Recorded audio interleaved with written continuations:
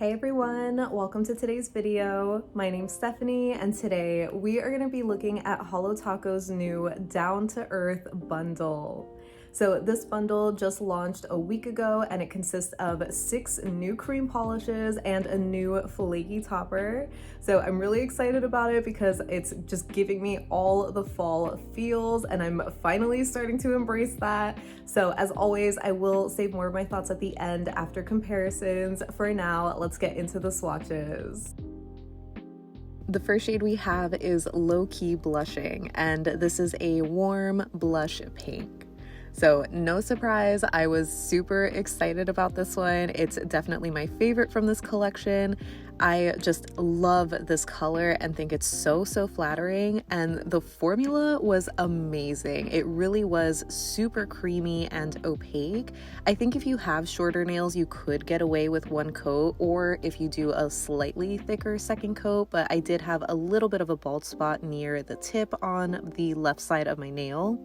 So I did need to go back in with a second coat just to even everything out, and it was just so flawless. I just love how cozy this shade is, super flattering and just perfect. The next shade we have is Stay Grounded, and this one is described as a warm medium tawny brown. So it definitely is picking up a bit brighter here on camera and a lot more yellow leaning too, so it almost leans a little mustard, but I do agree with the description where it's like sort of a sable kind of color, if that makes sense. So apologies, I couldn't really get it color accurate here, but the formula was flawless. This one was fully opaque for me in one coat. Up next we have Not Pressed, and this one is a warm olive cream.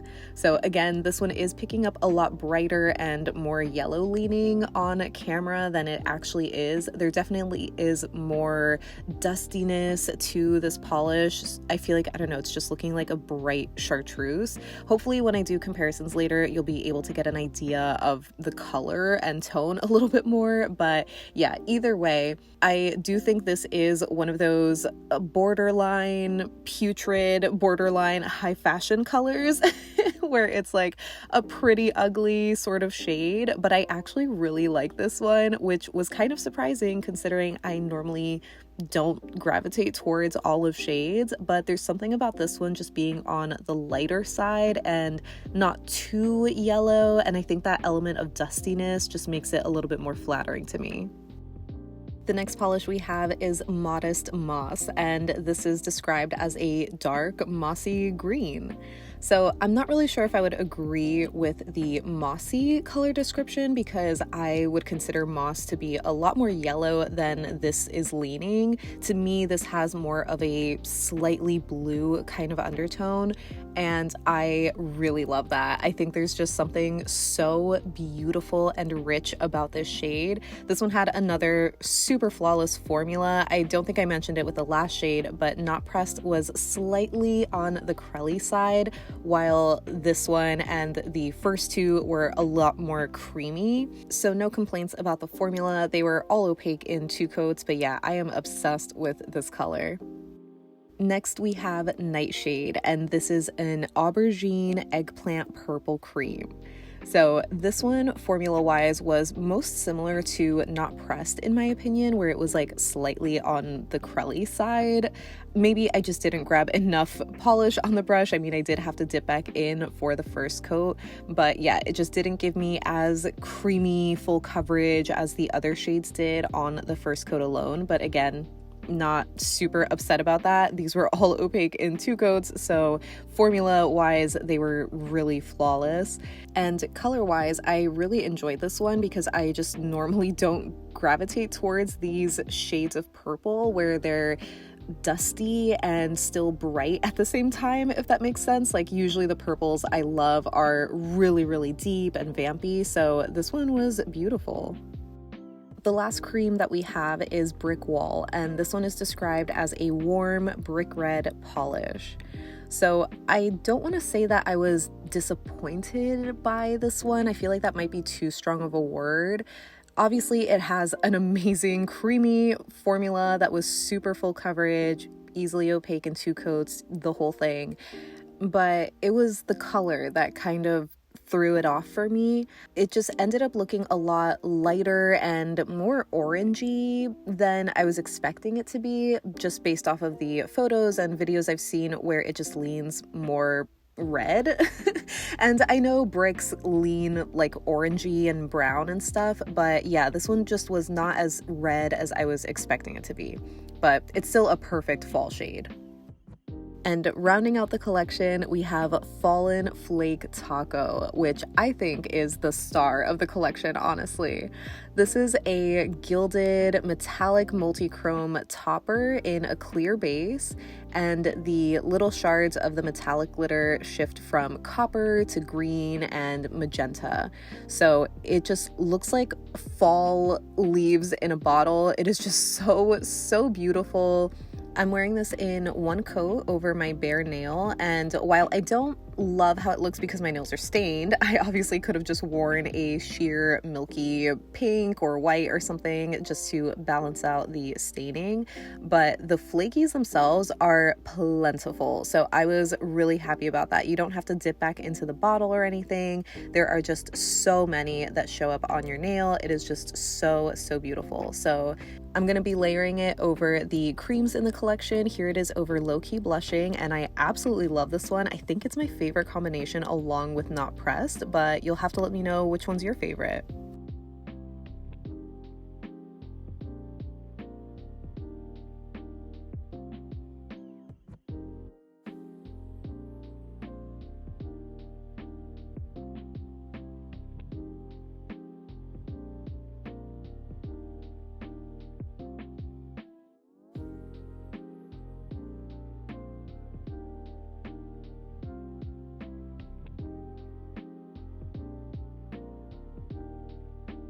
And here is the collection lineup. I just really love this color palette. It's just giving such cozy fall vibes. I know some of the colors might be a little basic or whatever, but I'm here for that. Give me a pumpkin spice latte and some Uggs. Now moving on to comparisons, we are obviously going to be comparing these to Mooncat's creams from the Tale of Five lacquer set, starting with A Doll's House. And this one is a blush kind of pink, but it's a lot more dusty, a lot cooler leaning with like a slight purple or mauve-y kind of tone to it. So you can see how warm Lowkey Blushing is next to it. Definitely not dupes. So since that one was so warm, I wanted to see how it compared next to one of my favorite Essie shades. This one is called Stones and Roses. And I feel like in the bottle, they kind of look really similar, which I was a little surprised by, but they are so different on the nail. Essie is more of a brighter true pink, and Lowkey Blushing looks a little mauve actually. So in some lighting, it kind of can be a little darker, but it's still very pink. Then for Stay Grounded, I had to see this next to Olive Ave's Sienna, which is one of those borderline mustard kind of colors. And they definitely look very similar here in the bottle and also on the nail, as you'll see in a moment, but I will get into that. And another shade I thought was kind of similar was Essie's Midnight Delight, which I think came out in last year's winter collection. That one is kind of like a truer caramel kind of shade, so there's not as much yellow as Stay Grounded or Sienna. So on the nail, you can see just how brown that Essie shade leans, and I feel like Stay Grounded looks like it could be a dupe for Olive Ave Sienna. Like in certain angles, it's really hard to see the difference in them. So I was just having a hard time showing that, even though in the bottles in the back, you can see Sienna leans a lot more yellow. It's a little bit brighter. So yeah, Holo Taco is definitely slightly more on the brown side, and again, has a little bit of that sable color. I actually ended up putting a napkin in the background to try and change the color balance. So hopefully here you can see that brownish tawny shade in Stay Grounded. Next, for Not Pressed, we are looking at it next to Mooncat's The Stranger, which is their olivey, prugly green. And this is definitely the most similar green that I have, even though The Stranger is a lot darker. And just for reference, here it is also next to Modest Moss. So that one, again, does not have nearly as much yellow as a mossy shade would normally have. I think it does lean a little bit more blue. So yeah, here is the side-by-side with Not Pressed and The Stranger. You can actually tell the difference apart so much better. It's crazy how different these are. Not Pressed is definitely looking very chartreusey here. So here it is next to an actual chartreuse. This is Cirque's Sticky Icky, and you can just see how much brighter, how much more yellow leaning it is. So I would say Not Pressed looks a lot more color accurate here, where it is like a light pastel dusty olive. Next for Modest Moss, here it is next to Mooncat's Beowulf, which is obviously a much brighter and truer emerald green kind of shade. So you can see how Modest Moss does look a little bit yellow. It's not as blue leaning as I thought it was initially. And here it is next to another blue leaning kind of green. This is Cirque's Rockaway, which is one of my favorite shades. It's so, so beautiful. But yeah, these definitely don't compare either. Modest Moss is more on the green side and maybe a little bit darker too. And the last comparison I have is next to Olive Ave's Lantern, which is a slightly darker shade. So yeah, you can see just how unique Modest Moss is, at least to my collection. I just don't have anything quite like that one. Next for Nightshade, here it is next to Mooncat's Freudian Slip, which I was so surprised to see how different these were. I really thought these were going to be a lot more similar, or probably the closest of the comparisons, but Freudian Slip is a little bit lighter and more on the warmer side, where there's slightly more pink to it, and you can see just how blue leaning Nightshade is. So here it is next to Olive Ave's Pebble, which I thought might be kind of similar, but I think that one's, again, just too warm and not as cool leaning as Nightshade is. So that's just another unique purple to my collection. So for Brick Wall, I initially thought it was going to be a lot more similar to something like Olive Ave's Venetian, even though that one is a little bit more berry leaning. It's not like a true brick red. That's just kind of the vibe that I was getting from the initial swatch photos and stuff. So that's kind of why I was slightly disappointed, because it ends up looking a lot more similar to something like Olive Ave's Patterson, which is a bright, rusty, orange red leaning kind of shade. Brickwall isn't as bright as Patterson is, but it's like kind of a similar tone, at least in the bottle. And here it is next to Zoya's Jackie, which is another super bright kind of rusty orange kind of shade. So again, these definitely look really similar in the bottle, to the point where I was like, oh my god, these are dupes. But on the nail, they definitely dry down a lot different, which I thought was so surprising, because Holo Taco and Zoya look so similar in the bottle. But yeah, Zoya Jackie just dries down a lot darker and a lot more red leaning. So honestly, it's what I was expecting Brick Wall to look like. But yeah, these are not dupes.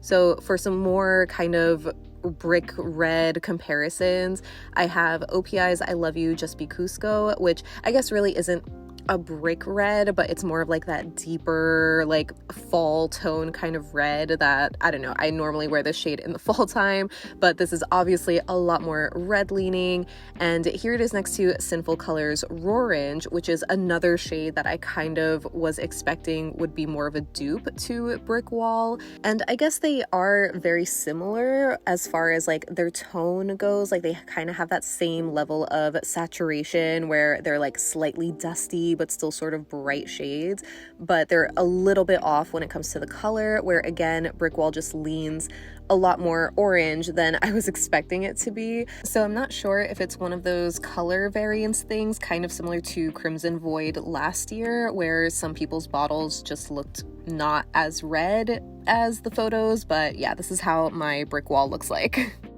And lastly, for Fallen Flake Taco, I obviously don't have anything like that in my collection, so I wanted to show this next to Holo Taco's Solar Unicorn Skin, which definitely has similar flashes of color as far as their flakies go, but there's the obvious difference with their flakies, where Fallen Flake is more of an opaque metallic flaky, and Solar Unicorn Skin has the transparent iridescent kind of finish. They might look more similar over a dark base, but if you're wearing them just on its own over a bare nail or just any lighter kind of shade, they are wildly different. So I thought to try and recreate Fallen Flake, I could add more more dimension with a metallic topper, but the darkest one that I have is ILNP's Compass, which is kind of like a bronzy color. So it definitely does add some depth to Solar Unicorn skin, but it just doesn't look as dark as Fallen Flake. So that wraps up my swatches and comparisons for Holo Taco's new Down to Earth bundle. So as always, I would love to know what your thoughts are on this release, because I had done a poll on my Instagram stories last week asking which release were you most excited for, and I'm pretty sure Holo Taco was last. I don't know if that's because you just couldn't choose between this and another release, or I wouldn't be surprised if it's just because these are majority cream polishes compared to the more exciting finishes that we saw in those other launches. But I am still loving this lineup. I just love the color palette so much. It's just so beautiful and cozy and cohesive. It just is so satisfying to me. Obviously, my main gripe is just with Brick Wall because it's a little bit different than what I was expecting it to be, and I'm just really curious to see like other swatches of it and if it's gonna be kind of one of those like chameleon shades sort of, because what I will say is that after seeing some more like website swatches, I have seen some photos where it does look more similar to what I see it as. But then there are photos where it looks like a little darker and more like a true brick red. So it is a little bit of a bummer because I was really excited for that shade. I feel like it's just one of those classic staple fall reds, but I do think it is still so stunning and fits right in with the rest of the lineup. So obviously I'm still gonna love it and use it and all of that. But yeah, you'll have to let me know if you've already picked up this bundle or just a few of the shades. Are there any shades that you're leaving behind? Because I think if it was up to me, the only shade that I probably wouldn't have grabbed is actually Nightshade, which I think is just so interesting because I usually love fall purples, and I don't know, this one is just so different than what I normally gravitate towards, but it's just surprising that I would rather go for these two shades because they're like not the ones I would normally expect myself to be drawn to, but I really loved how these looked. So weird, maybe, but maybe that's just character development. I don't know. But yeah, let me know what you think of this release or any and all thoughts that you have down below so we can chat about it. But thank you so much for hanging out with me today. I hope you have a great rest of your day, and I'll see you in the next one. Bye.